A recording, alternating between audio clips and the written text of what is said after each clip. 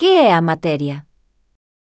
A materia é o que forma as cousas que podemos tocar e que ocupan un espazo.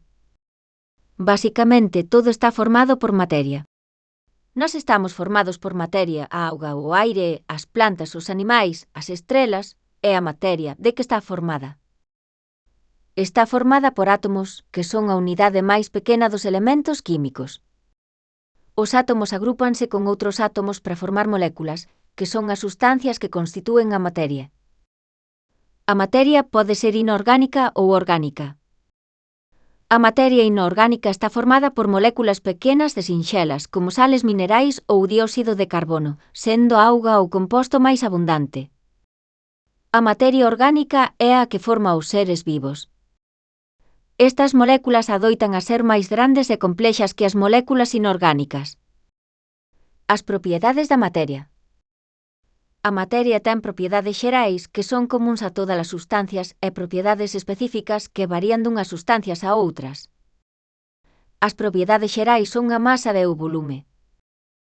A masa é a cantidade de materia que ten un corpo. Mídese en gramos. A maior masa, maior cantidade de materia. O volume é o espazo que ocupa a materia dun corpo. Mídese en litros ou en metros cúbicos. A maior volume, maior espazo. As propiedades específicas son a densidade, que é a cantidade de masa que cabe nun determinado volume. A dureza, que é a resistencia que opón unha sustancia serrallada. A tenacidade, que é a oposición que ofrece un material a romper ou deformarse. A transparencia, que é a capacidade dunha sustancia para deixar pasar a luz.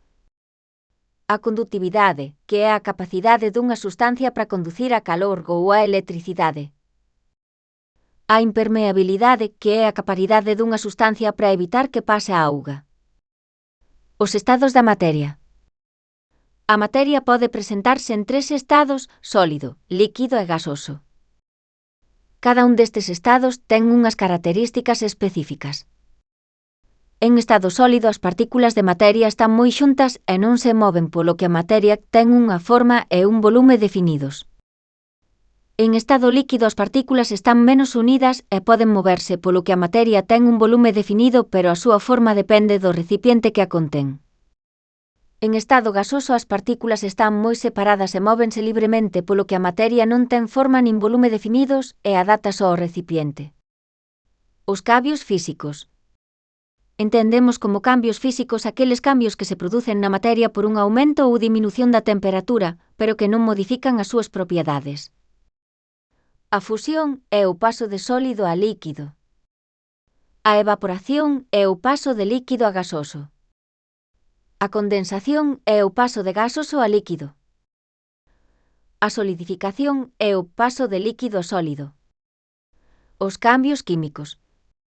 Os cambios químicos son aqueles que modifican as propiedades da materia, converténdoa noutra sustancia distinta. A combustión é a reacción química que se produce ao arder unha sustancia. A oxidación é a reacción química que se produce en contacto co oxíxeno.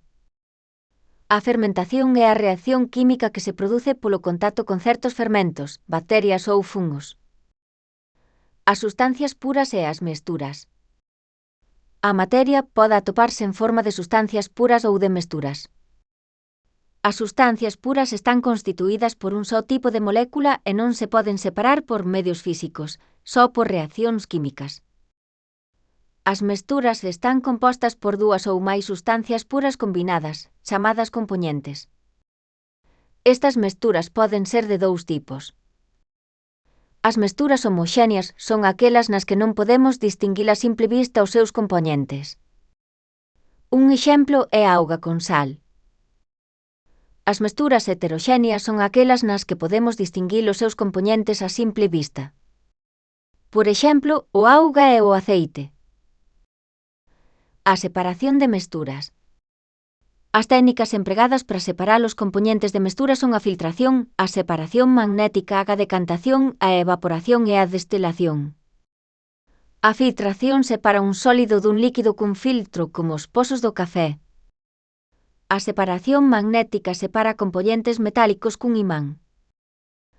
A decantación separa mesturas heteroxéneas de líquidos con diferentes densidades, como a auga e o aceite.